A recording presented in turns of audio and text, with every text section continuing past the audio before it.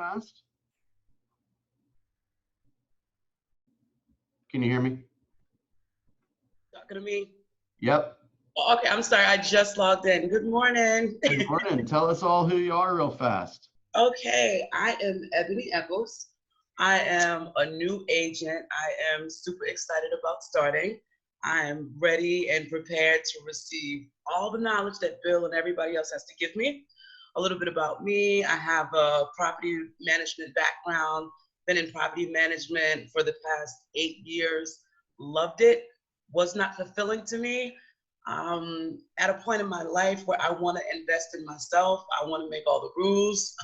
Um, I'm dominant personality, really good people person. Like regardless of who it is that I meet, literally within about 5 minutes, we have like some type of personal connection, and I kind of just go with that. I think that I would be wonderful in real estate. One is because I have always been a top producer. Two, I have that empathy that people just kind of just resonate towards me. And it kind of works for me. So I'm just happy to be here and to soak up all that I can. Awesome. Welcome. Welcome. Welcome, Ebony. I'm officially adding you to our reporting sheet. So you can log in your goals for the time period between the 18th and the 24th. 18th and 24th. You can do that after the call. And I'll send you the link. Actually, the link was in the email that I sent you yesterday, kind of with that we sent out on Sunday. So typically we've been sending out a Sunday email that's kind of like a week in review, and it's got a couple of links for some of the things we do most often. Okay, I want to go over a concept today. Actually, before I do that, I want to publicly thank both Pam and Kathy for working with one of our newest agents yesterday, Brooke Bartow. She has been preparing for a couple of days for her first showing, and she showed, I think, 8 or 9 homes to somebody yesterday, and all the ones that they had planned for, they didn't like. And in the course of the route, they saw a home that was not on their list. She quickly made the call, booked the appointment, showed the home. They loved it, and is writing a full price offer. It's probably been submitted. And Kathy and Pam were very helpful in getting all that organized and getting some of her questions addressed and making sure everything was buttoned up. So thank you for that. Well, they actually delayed. They didn't sign it after all. At 10 o'clock last night, they decided that they wanted her to talk to their lender one more time about closing costs, which she had already done that.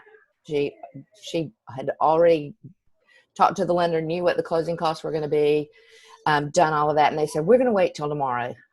So she was in a panic, and I was in a panic. Luckily, Pam stepped in with calm and clarity.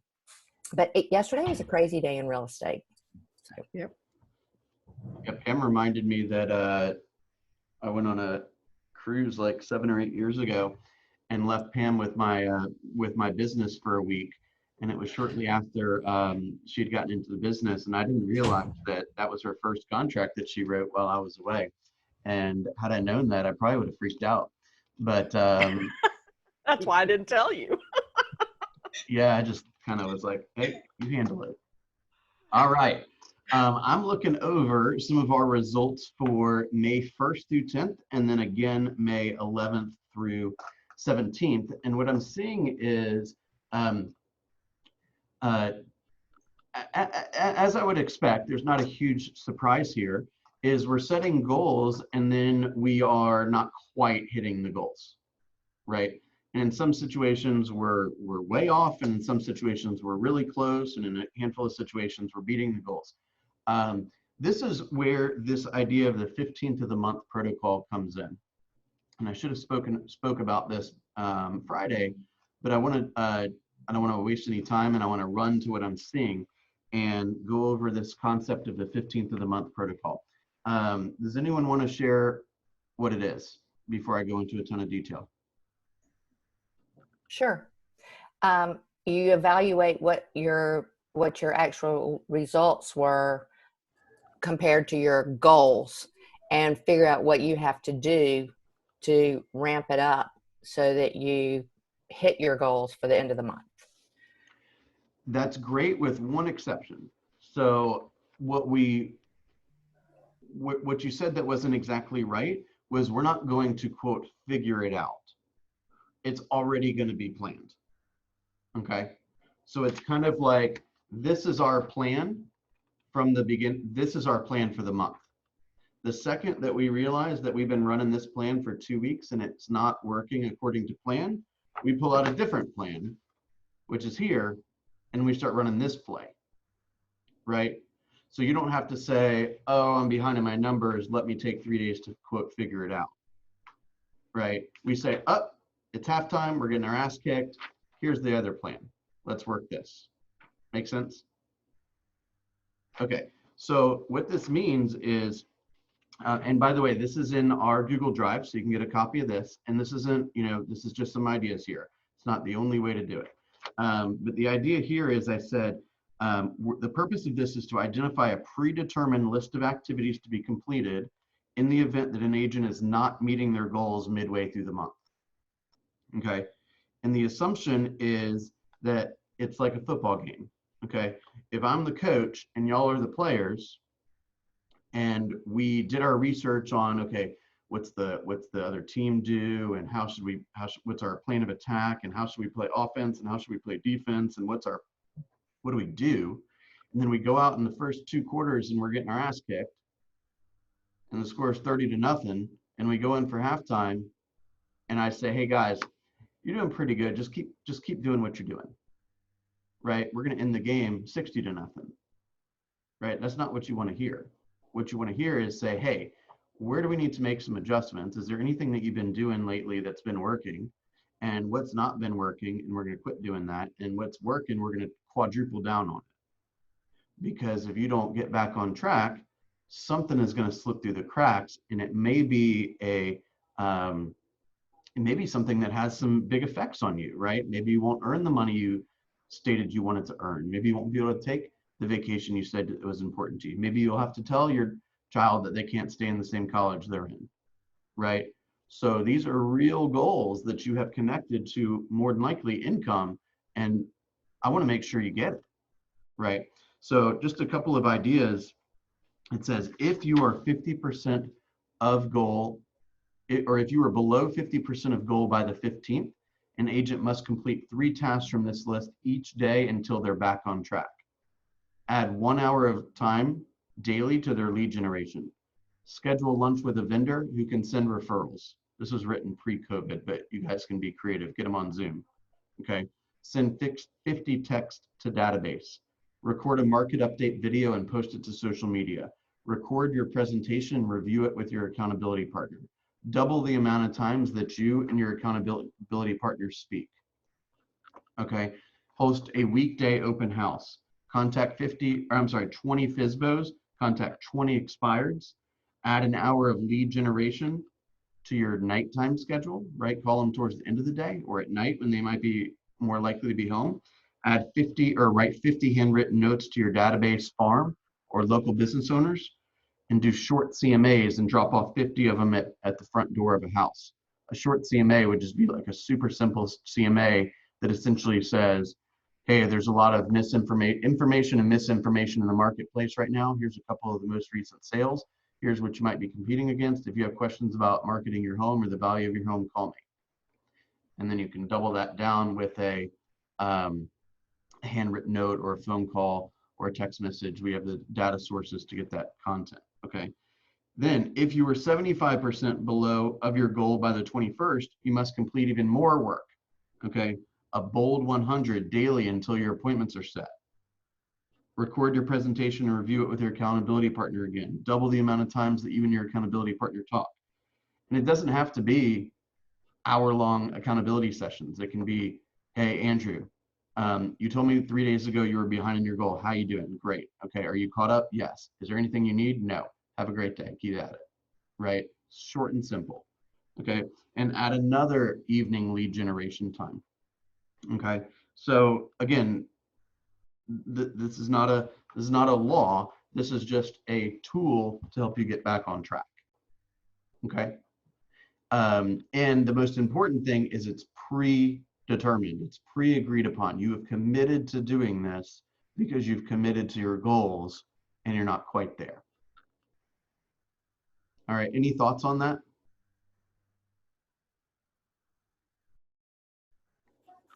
I need to print that out. Okay. Print it out. Frame it. If you want, you can frame it. Right. Well, my goal, I'd love to have you never look at it because you never have to. Right. Yeah. So don't buy a too expensive frame, okay? But those are still good ideas, just the same. When you become stagnant, that's something that you can go through and just be like, I don't know what to freaking do. Yeah. There you go. There's something for you right there. So there's not an excuse for you to say, well, I don't have the contacts. I don't know, blah, blah, blah. It's right there for you. So it's motivation and it keeps you on track and it gives you always ideas, or it sparks something else, which I think is good to print out. So Yeah, that's what I was thinking too. Love it. Love it. We do have a few new people in the group as of the last week or so. So I want to make sure that no one gets lost in the shuffle without an accountability partner. If you do not have an accountability partner, then just post a little message in the WhatsApp group and we'll make sure to get you connected with somebody. Okay. Accountability partner, just a quick note on that. When you agree to be somebody's accountability partner, it is a giant responsibility. Okay. I don't take it lightly at all, and you guys shouldn't take it lightly at all, because let's just say, for example, I'm Donna's accountability partner. Okay. And Donna tells me that she wants to have this great career for the following reasons. Boom, boom, boom. And I say, oh, that's great. I can't wait to be your accountability partner. And the first day I show up on time, and the second day I'm 5 minutes late, and the third day I forget about it, and the fourth day we forget that we are accountability partners.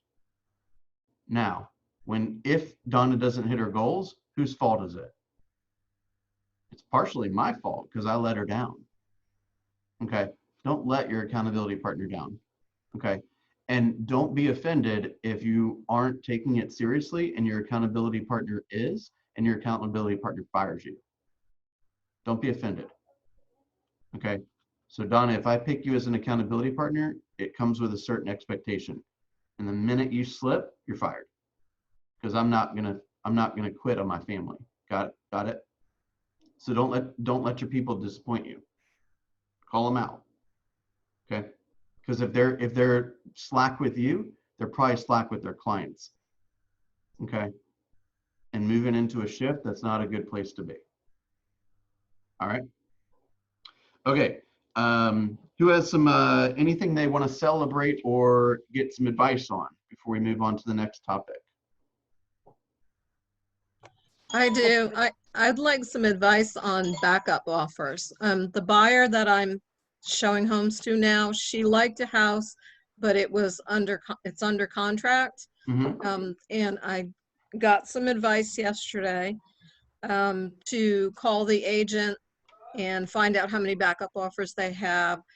They don't have any backup offers, and I asked if I could show her the house. So we went to look at it, and she asked me, well, what do you recommend as far as how much I should include as my as my offer?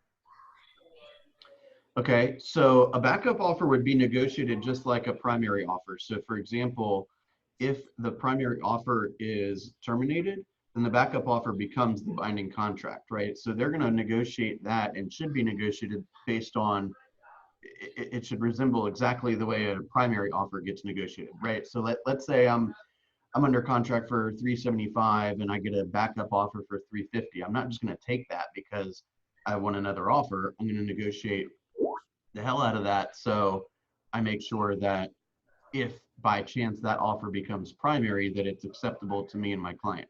So I would negotiate and present an offer and negotiate that offer. Yes, it's backup, but I wouldn't really change any of the way I approached it. So she would just make an offer at the list price? If your client believes that the list price is appropriate. Kathy? So you wouldn't necessarily go higher? Almost certainly not, no. Okay. I mean, look, if you think it's worth it, then yeah, but I I wouldn't just throw all kinds of stuff at them because you want the house. You need to approach it just like you would any offer. Did you want to say something, Kathy? Well, I thought I have grandchildren here, and I thought, did they hear all of that commotion going on? But no, that's what we were talking about the other night. Donna was talking to her and finding out how many offers there were on it. So you kind of can judge if it needs to be that list price or higher to be a competitive backup offer. Yeah. Did they have it? Did they have any backups? No, Wow. How many offers? just one. Oh, Yeah, be careful the way you phrase that, because if you say how many backups, if somebody asks me how many backups, I already know they're going to lose the negotiation because they're approaching it the wrong way. The question is, are you accepting backups, or yeah. how many offers did you have, or how do you feel about your current offer? And let them do most of the talking. Don't, your language is very, not yours in particular, but people are listening very closely for how you phrase certain things, right? So I'll tell you, in my career, I've probably been a part of about, I don't know, maybe 9 or 10 backup offer situations, and all but one actually sold to the backup offer, which I think is very statistically unusual, but it happens. It definitely happens. But I would not give them any better of an offer just because you happen to be in backup position, right? And then I would stay in touch with the listing agent constantly. Hey, how are things looking? How'd the inspection go? Are you guys through with the appraisal? Are you guys through with the financing? Is everyone still happy? Is everyone still safe? Is everyone still married? Right? Like, you're checking in with them constantly. Okay. Now, with respect to a seller, if I was representing the seller, it's not necessarily like a shoe-in that I would accept a backup offer, right? I'm only going to accept a backup offer if I would be just as happy with it, right? So somebody gives me a low ball offer, I'm going to negotiate the hell out of that so that I make sure that if by chance that offer becomes binding, that it's acceptable. Does it make sense? Because if I just had 15 offers, maybe I don't want to accept the backup, because if this place becomes available again, I might get 15 more, right? The backup offer is negotiating in the privacy of somebody's home without anyone else knowing, right? So they shouldn't take a backup offer unless they're absolutely convinced that that's the best deal they can get. So would I accept a backup offer that was lower than my primary offer? I don't know. I'd probably be reluctant to do that, right? Only under certain circumstances, right? I mean, I remember when you're negotiating without the world knowing, right? This is like selling an unlisted property or something, right? There's not a lot of reason to do that, right? The only reason why a seller should sell a home without listing it is because they're 100% convinced they're getting a better deal from that buyer than they would if they put it on the market. Otherwise, they should just put it on the market, right? Well, or I'd say they have other constraints that this helps with. Like they need an offer to continue with their purchase of their next home. Right. Exactly. That could be a situation. Exactly. And the last home I bought it off market. Right. So somebody says to me, well, did you get a good deal? I said, I doubt it. Right. There's no incentive for them to sell it to me off market. I probably overpaid, but I did it because I knew exactly what I was doing, and I got the home I wanted. Does that make sense? And I even told the seller, who was a friend of mine, and I said, look, the only reason why you should sell it to me is because you know I'm giving you more money than anyone else would. And he says, I know that. I said, let's go to the closing, baby. Right? We did it together, knowing what we were doing. Okay, I want to encourage you guys to take on a very small project, okay? I think it's important to start thinking about generating leads through a farm, okay? I'm not suggesting going out and spending a couple $1,000s on postcards that probably won't be able to make an impact for several years. What I'm suggesting is I want you to become incredibly and intimately knowledgeable about a subset of the marketplace. Okay.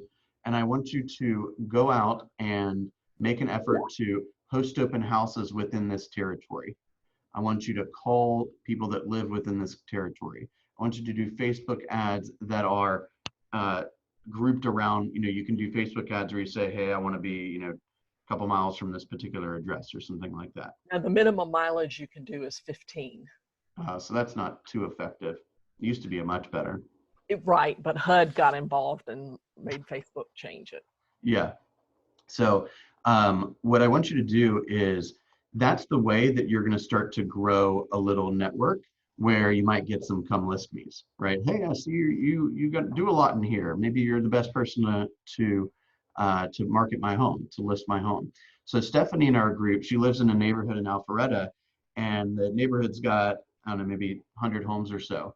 And she started a HOA page, right? And now she's the manager of the HOA. It's not the HOA page officially, but it's like a residence page where people can, say, hey, I've got these old shoes, who wants them? Or, hey, we're doing a blood drive, who wants to come? Or, hey, I'm going to be, celebrating my senior, who has a senior they want to celebrate. It's like a community page, right? So I want you to think about number one, where do you want to do this? And number two, what are some unique ways to generate some opportunities from that group of people? And the more people that you meet, obviously you're adding them all to your database.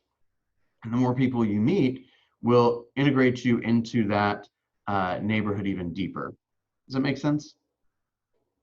What I found, my assistant and I did some research about 3 or 4 years ago, and I would suspect it's the same now, is we looked at every single neighborhood with a sale, with one sale, at least one sale, in pretty much every North Atlanta area, right? The Sandy Springs, Brookhaven, Dunwoody, Alpharetta, Roswell, Johns Creek, Milton, East Cobb, Duluth, Sugar Hill, all those places, Tucker, blah, blah, blah.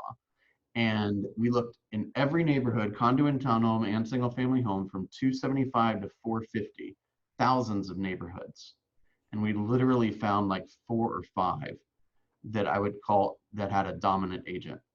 A dominant agent is one that has, in my opinion, about 25% or more of the market share. And even then, I'd probably go after it too. It just wouldn't be at the top of my list. So I want you to do some research on, are there a lot of homes in the neighborhood? Are they selling, what's the turnover rate? The turnover rate you want to look for is about 6% minimum. Are 6% of the homes in this neighborhood selling each year, right?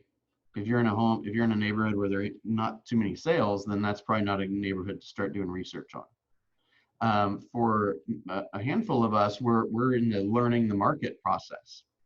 So this might be a good concept that you have, a theme that you have in your mind as you're learning the market. And even for veterans like Kathy and Pam, regrouping on kind of, well, if I have 450 in Smyrna, what can I get? How is that different than if I have 450 in East Cobb, or 450 in Ackworth, or 450 in Roswell, or 450 in Peachtree Corners, or 450 in Norcross, right? What can I get, right? How big is the house? How new is the house? What level of update does it have? So the more you know about the marketplace, the more confident you're going to be as you're showing homes, as you're walking into sellers' homes to price them, as you're asking questions about the general marketplace, right? We get this awesome tool called FMLS. It's free. Well, not free, but it feels free until you see that you pay them like a couple $100 a transaction, right? Yes. I also don't forget that we have the daily and the 3-day and the 7-day data. So I'm looking at the last 24 hours. We've had 314 new listings. Kathy? Yeah, I was looking at that this morning, and how many went under contract? If you include the pendings, 429 went under contract. Yeah. 314 went on the market. 429 went under contract. If you take the pendings I see from yesterday, because I always pull the pendings. Yeah, so that's interesting because you said 429. 429. So my thing says 347, which means there's like 80 or 90 owners that went straight to pending rather than being active under contract. Yes.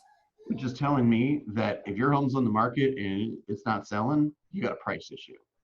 Those homes should be selling quick, right? Very quick. Okay. 314 new listings in the last 24 hours. It's crazy. These are statistics that you might want to have, written down in front of you as you're making phone calls to say, somebody's like, well, I don't know if there's any activity going on in the marketplace. And you're like, hey, would it surprise you to know that in the last 3 days, there's been 649 properties that have gone on the market? And if you do Kathy's formula, you're probably looking at around 700 to 800 people that have gone under contract. This says 608, but it's certainly higher than that because it's 1,069 are pending. Oh my God. What we're seeing as we're watching these monthly or weekly MMOs that Lucy's been sending out is that when they did the shelter in place at the, what would that be, like last few days of March or first few days of April, for close to a month, the pendings went way down. And then now, a month later, that's when we're seeing the sales are way down, right? But what we're seeing now is the pendings are back up. And therefore, in a month or so, you'll see the sales go right back up. Okay. However, in the last 3 days, there's still been 249 properties that have sold, right? So when you're picking your area, or if you just want to, let's say Roswell as your area, I'm talking about getting a bit more specific, but if you wanted to study the market, so you can say, hey, in Roswell, or in Area 13, or in Dunwoody, or in Alpharetta, or wherever, here is what's going on, so that you're ready to spit those stats out at your prospects when you're speaking to them, so they can understand that now might be a great time to sell their home. Okay. In the last 3 days, 297. Wait, I got to go back to the binding agreement. Oh, sorry.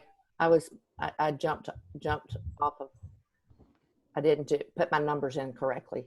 I was about to say 297 went pending, but they Way more than that. Yeah, but I was not looking at the binding agreement date. So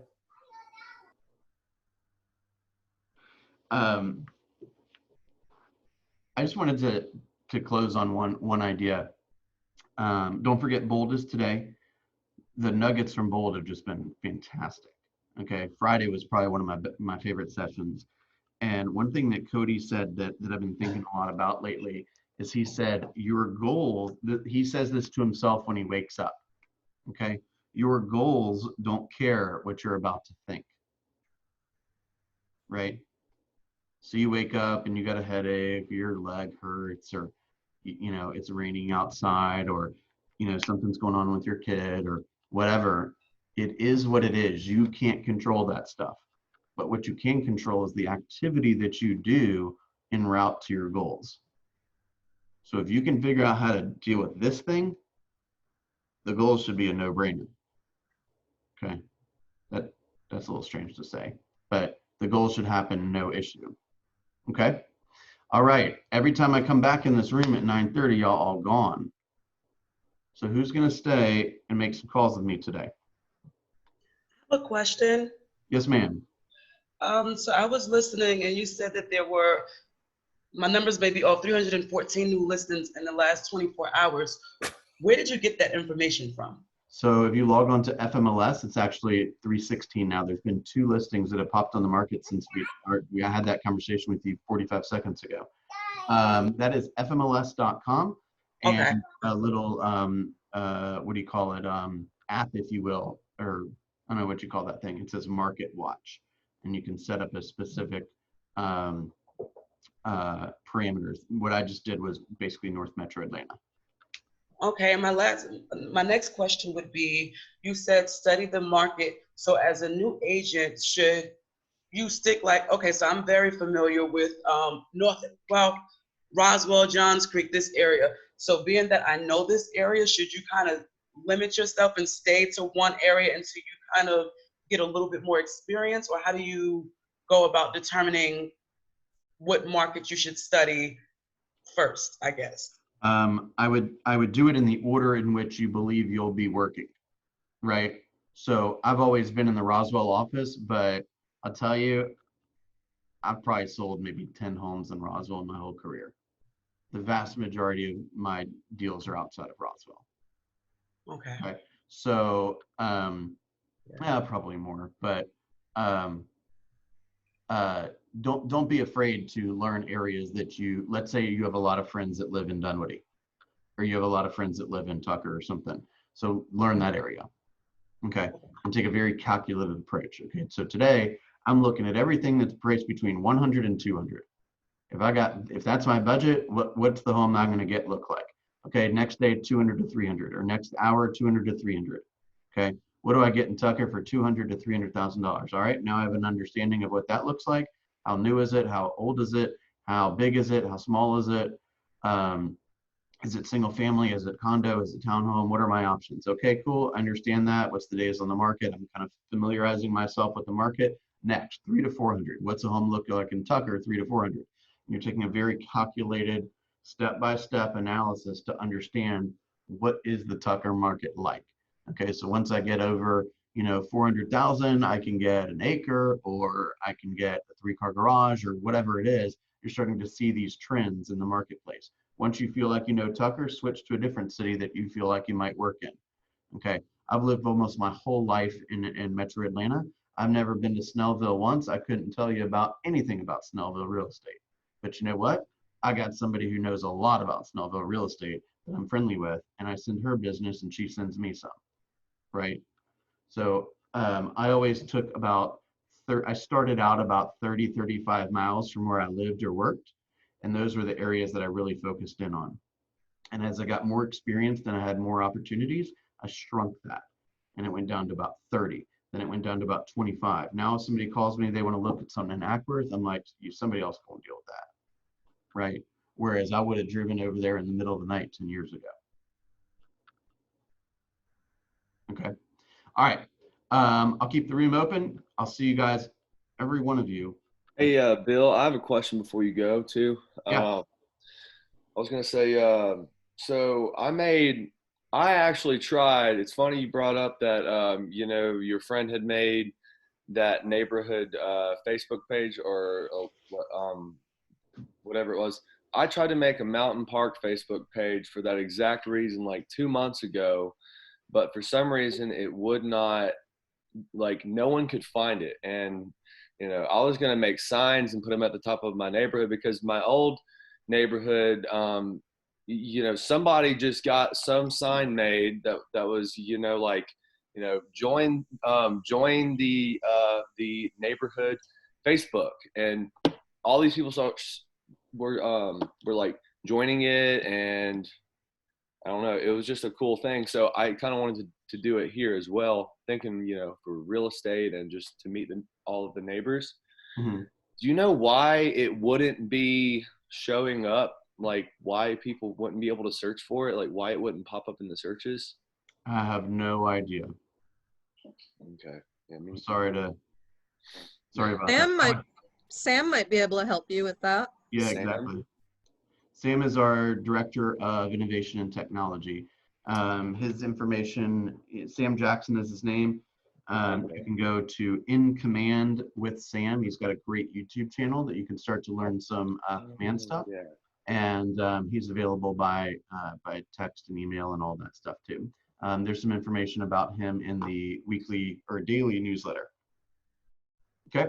Also at 9:30, that's when the Coffee with Aubrey thing starts. So should we? Well, they're normally not having it today. but today we're going back to the team meeting structure. So I just saw there's no Coffee with Aubrey today, but we do have a team meeting at 11. Okay.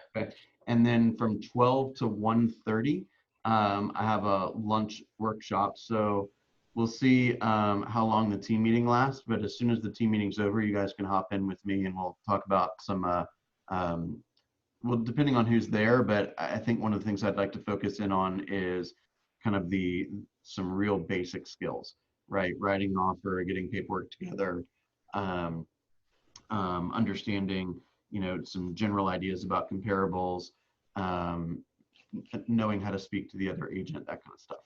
Okay. All right. See you in a few.